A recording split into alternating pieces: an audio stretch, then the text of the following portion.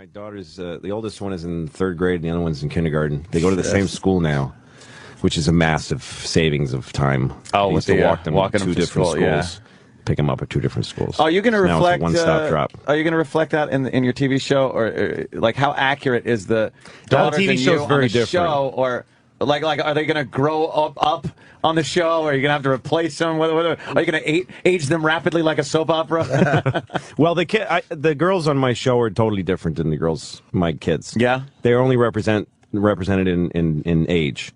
But my kids are nothing like those girls. They're really fictional. I mean, most of my family... I never thought that they were an accurate depiction of your kids, even though I don't know your kids. But is the way you're reacting to them, that seems to be like you. No, that is definitely different, too. That's my daughters and I have... Do you beat your children? Is that, is that what you're not showing on the show? My daughters and I have a very real and close relationship, a very warm relationship, and we're just great friends. They're my favorite people, my daughters, and we get along great. And I used to get frustrated when I was younger at having kids, just getting through a day with kids. Used to be a chore. From your act, we would never have known that. Yeah, exactly. Well, and I definitely distilled and purified that frustration for the sake of entertainment. I've had all through being a dad incredible moments and times in my life that are completely unfunny, so those are kept out of there. Yeah, no one wants to see that. No one ever will. No way to make it funny. No nothing. Way. Just no. Like I did a bit during this last tour I did about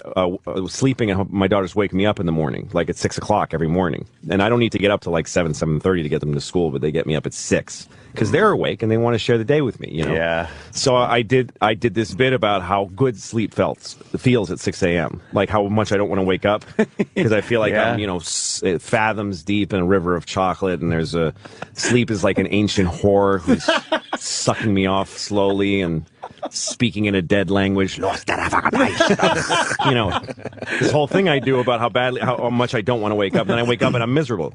When I conceived that bit, the second part to it was the truth, which is as much as I hate getting upright at 6 a.m., once I'm feeding my kids breakfast and we're chatting, I'm so happy to get up. Yeah. Because when I'm on the road or when my kids aren't with me, I always sleep till like noon or 1 o'clock, and I wake up, I feel like a piece of shit, and most of the day is gone.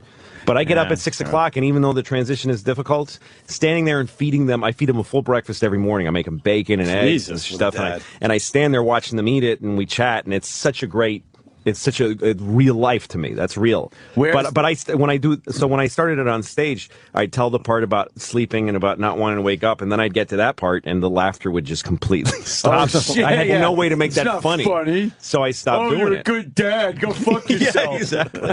So I just dropped that part off. Where does the Louis from the TV show? Well, that guy. I mean, I like on the show to be just to make mistakes I never would, and to be more reactive and have less control over myself. It's just funnier. You're in a weird situation with this, and I think it's a good person to compare it to. Seinfeld, I think, went through the same thing. A lot of people assume that's Seinfeld because he's Jerry Seinfeld on the show. That's Jerry Seinfeld, and that is not Jerry Seinfeld. Yeah, no, he's not on like the show. No. So when you watch your show, you're Louis. You're the stand-up. You're doing what you do. Yeah. So a lot of people assume that's an accurate depiction of you. Head to toe, that's you. Yeah, no, I definitely am different than that guy. And where does that come from? Like, just you make up a guy and kind of. I mean, it's me, but I don't do the things I would do usually. Some of it is playing out fantasies, like saying things out loud to people that are bothering me that I never would say. My dumb questions are just I'm amazed at people's creativity. I can't fathom being able with the kids, make shit up like that. You're like a little boy though. But are the cameras really there, or are they you bring them? Wow. But I am an ass. The kids on the show are actually two different girls played my youngest daughter last season. Dick Sargent and Dick York. That's right. I almost fucked that up. And it wasn't far from that. They were very close. We had a girl playing when I started doing the show. FX wanted to make my talent deals for me because they have these packages they give actors, you know. And I said I don't want to do that because I don't want you to know who I'm hiring. And keep everything on the QT. I want to do it myself. Yeah. You know, our little company hires our actors directly, and also I don't want to give people series deals because I don't want to be forced to put them on the show. Yeah, I don't like having to say, oh, what do we have to make up for this guy this time? So the girls, you know, I hired two actresses to play my daughters, and the guy who runs FX said to me, "Yeah, but what if one of them gets another job?" And I said, "Well, fuck her then. I'll get another one. I don't care." no one cares. No one gives a shit. It doesn't matter who's playing them. It really doesn't. And you're fucking brilliant. No, so one of the girl who played my youngest daughter, she got a pilot on ABC. It wasn't even a show that went to, I knew it wouldn't go to series because no pilots really ever do. But I said, let her go. We'll get another one. And then maybe if she comes back next year, you know. So she left, and then we got another one and started using her. And then the thing came up, well, this is what FX warned me of.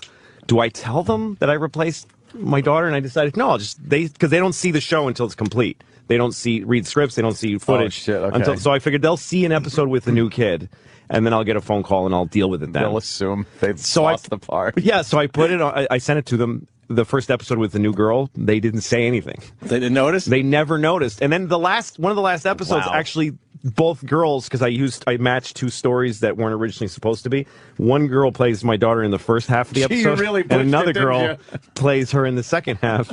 And no one noticed. No one said anything. And I finally talked to the FX guy, and I said, "Did you know that I've got two girls?" And he was like, "No." And none of these fucking commenty, complainy cunts on the internet have ever picked up on it. Nobody, because who gives a shit? It doesn't matter. Do you know how hard it is to get creative control like that? Like that's Doesn't like a fucking exist. Kubrick or Spielberg type of thing. Nobody has 100%. Yeah. That's amazing, dude. Well, and it's from being on the other side of the spectrum from those guys that we drove the show down to be so cheap that it's not like they were just Spielberg happy. owns the world, so he can do what he yeah. wants. But me, no one cares what I'm doing because my show can be paid for by advertisers that literally don't know what the show's about. It's perfect. If the show is a little more expensive or on a little bit earlier, then, you know, I don't know who, Nescafe or, you know. Nescafe. General Mills Would say, Procter who's this and Louis Gamble. person? Yes, but right now, fucking some lawyer from New Jersey is paying for my show. Changed out the fucking daughters and no one knew. No, and also, I don't have that control contractually. I don't have a deal that says I can do what I want. The deal that I have that I signed says that FX has full control over the show and that they have to approve every decision that I make. But whether they do that or not is that another in thing. practice, they've never done it, but I earned that with every show. If I turn in 2 shitty episodes, I'll start having an executive on the set, and I'll have to turn in fingers in there. But how great is that they fucking allow that? That's like you're giving them a great product and they're not fucking with it. That's so nice. Well, That's the way I got it was that I was willing not to do the show any other way. I was willing to say no. You have to really be willing to say no to stuff. If you really want the gig and you feel like you can't live without it, then you'll give away everything. And they would be like, well, we want to read scripts. And I go, no, I'm not interested in doing it that way. We established it with the pilot. I said, this is the only way I'll do it. You give me the money, I'll make a show. Well, we'd like to find out who's in it. Not interested in telling you that. Really? Yeah, no, and if you want to know who's in the show, then I'd rather not do it. Like, I said that a few times through the process. And meant it. Yes, I did, and I meant it. Well, we'd like to visit your set. I don't want you here, but I totally understand why you would want to come here because you're paying for the show, but I'd rather we just call it off. Wow. And I just kept saying that, and they were so cool, and the guy who runs FX, John Landgraf, is a genius, and he said he kept everybody off of me, and it worked. I gave them a show they liked. If I'd given them a show that needed work, they would have been like, yes, we'll give you a green light, but you need more supervision. But they're like, keep doing it that way. But he's the one who got me to do it without signing that. He said, look, so I can't, there's no deal that exists that covers this. So. Hitler a love story you could have come up with. You could have done anything. I could have done anything, but since I turned in something that was basically funny and competent and didn't look crazy, okay, let's keep doing it as long as it works. But episode by episode, I have to earn that. Mm-hmm. So each episode they've liked, and they just keep saying, all right, it's good. They don't ever give me notes or anything. They just let me do it. They stay hands off. It's the best job I ever had. Well, and that gives me freedom not only to do what I want and be edgy, it also, I don't have a good work ethic. Like, I can't complete things, and I don't have a consistent focus. Wow. So I can do things like write half a sketch on the show or half a story, and I can't get around to finishing it. But I go ahead and produce it anyway. I send it get them to cast the parts, and I start shooting it without an ending. It totally comes across. You totally come across to me as a guy that is the finish it guy.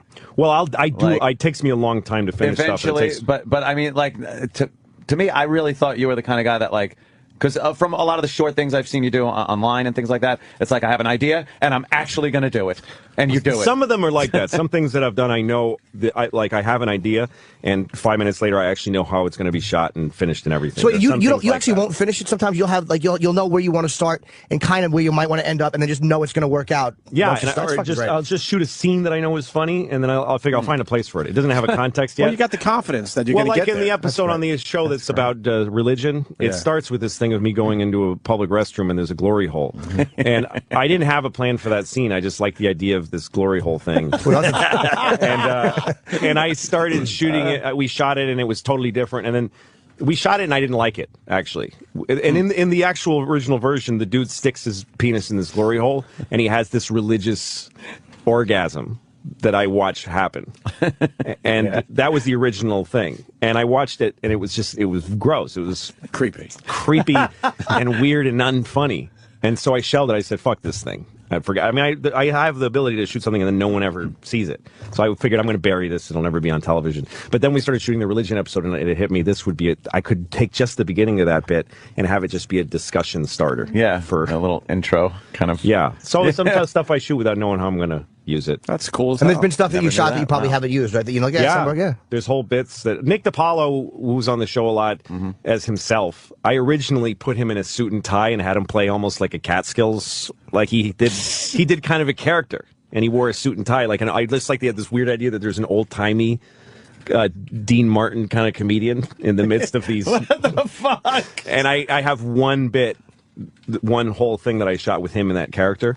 That never will be on the show, but it's on the DVD. It's on the DVD. Put it on a nightmare scene for Nick. Yeah, exactly. Nick has a nightmare that's who he is. I was gonna say DVD would. No, and also because I don't make serious deals with people, and because nobody cares who's on the show, I can like Bob Kelly. I hope he's. I mean, I should probably call him after to tell him. No. But Robert Kelly, who played my brother on the show, I didn't have any plans to have a brother on the show. It's just I wrote one scene for him, and he really nailed it. And he had that really pathetic quality to that Bob has.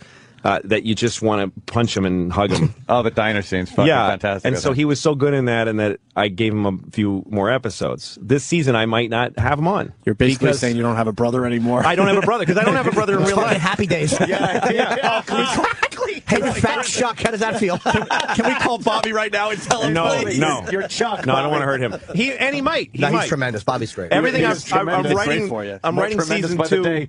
I'm writing season 2 right now, and I haven't written a bit for him, and I introduced a sister into the show because I have actually 3 sisters. So I have Bobby with a wig, a sister character. So he may not be on. But then the other day I came up with a bit. I thought that actually might be good for him. But he also might come back as a different character. I don't know. Say that if he's I'm serious. Great. You should have him come back as 2 people at once because he's put weight on just to humiliate him. Exactly. When he's in the car, though, it is such perfect Bobby when he's just like, hey, dude. Hey, dude. No, Jim is in one scene last year, and probably I'll use him as a totally different guy. He's in it himself with a fucking necklace over his t-shirt like an asshole. Did I have a necklace on? Necklace over the that t-shirt. was probably I think was that the table? that was my Lucky Louie thing, the Pam game. Yeah, oh, that's right. That's the only reason I never wear jewelry. I hate jewelry. Right. That poker scene was some great writing. But I do characters too. So if you need a character like a French guy or whatever, you have one of those. Can you try one out? Louis, I will be happy to be on. Fucking good, man. You know what would be great? French would be to actually have him on as a French guy and say that he's a French guy and have him do that. To have it be like a bakery I go into and he goes, oh, it's so nice to see you. Louis. Do the guy like, hey, good morning. I'm so happy you came to my bakery. Can I get how are the croissants this morning? They are delicious and hot, just the way you like them. All of a sudden you're German. But there was a whole World War II thing with my family. I'm writing backstory. He's Alsatian. He's Alsatian French. Vichy. I could almost totally see doing that. Why not? Just have him play this broad and don't just have it be this character. Explanation, nothing. And maybe we have one of those, like it's a character, we have one of those, it's been a tough day with the kids. You know, fatherhood is tough, right, Francois? Oh, yes, it is tough to raise them properly. You have to let them go. Fucking good, man. He's got wisdom. He's got a little wisdom. Yeah, a lot of wisdom. You close your eyes, you can see the beret. Yeah. If I turned that show on and saw that, I'd shit my pants. Right. I would shit my pants. I'll just do really hacky French jokes. Well, if your children, you should surrender. And just an aside, you can see him just walking down the street and just say hello to him, and he's got the paper bag with a baguette sticking out of it, and some celery and a beret on. But I'll have to make sure the audience knows. Like, you'll say something, I'm glad you came in because I am French. Right. See, I love the idea of doing this because, like, Ricky Gervais's character didn't fit the rest of the season at all because I didn't do any other cartoonly stupid characters like that. I did one. And there's people that complained about it, like, this doesn't fit. And I'm like, what? Fuck you. I mean, one thing I love to do on my show is that even the most the people that are the biggest fans of the show have things that make them upset about it. That makes me happy. I never like even in the thought twice pilot that when the didn't girl fit. gets in the helicopter and flies away. yeah. A lot of people are like, that's where it really. Yeah, it did really. So fuck you. I wanted to do it. That's my why show. yeah. Right. If you don't like it, stop watching. If there's enough of you guys, I'll get fired. That's what we I say don't give all a the time. shit. So By it the would way- be great if next season is really down to earth and real and really, just believable and credible. But there's this one sore thumb piece of shit, not even played by a guy who knows how to do it. Like it would be bad enough to get a stereotypical French guy who actually is, And trained. But this guy doesn't even have any handle on the accent. And you got It's to not go. what he's known for. To use Jimmy that way. But you got to go all in and have him in every episode just to really hammer the awfulness home. Oh, that would be horrid. Every I love fucking it. episode. That would be great. It's like what's his name? Will Ferrell told me that he used to have in his head these couple watching SNL. He would imagine, and he would do moments that he used to call "holy moly" moments, where the husband of the couple, he would do things on SNL that he pictured the guy going, "Holy moly!" Like, Jesus, What the hell is he doing? that's what this is going to That's be. a holy moly. I think we're probably doing it too. So, Jim, Jim, get ready. I've been working on my French accent for fucking since Perfect. about It's really 8:48. You got to do it now. obnoxious thing. By the to way, do. was that the pilot also that Chelsea was in? Chelsea's the one who got in a helicopter and flew away? When you open the door and pin her behind the door, yes. that is one of the Yes. best awkward scenes horrible. ever. Horrible. The thing that was amazing about that to love me was that. that I wrote that, and then they went and. I mean, I wrote it in the script. It wasn't something that we just sort of found. Right. I said that the door is too close to the stairs, and when he opens the door, there's nowhere for her to go but behind it. And so he holds it open, pinning her. I wrote that, and they had to go find the Yeah, text. because now the scouts had to logistically you find got to that. find a door that They that had to works scour like the that. East Village and find a building that was willing to let us shoot there. That would have That situation. Yeah, without it looking like we forced it. I do hate the awkward double door, try to hold the door for the Yeah, you girl thing. can't. Because now she's in, and some girls know how to actually kind of stop there and wait. Right. And you could open it, but then most of them lunge for it and open, and now she's opening the door for you. And then you got to make the whole tit for tat joke. Like, Yeah. Oh, then you did it for now- me, which is now funny. We're even. Now Yeah. we're laughing at unfunny moments.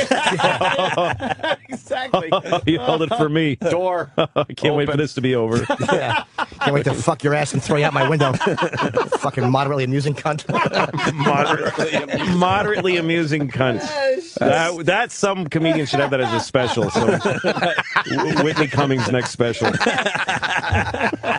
Sorry, just picked one out of the I hat. know, he just picked a woman. Fair enough. Why not? Goddamn. Picked a woman out of the hat. That's what I always do.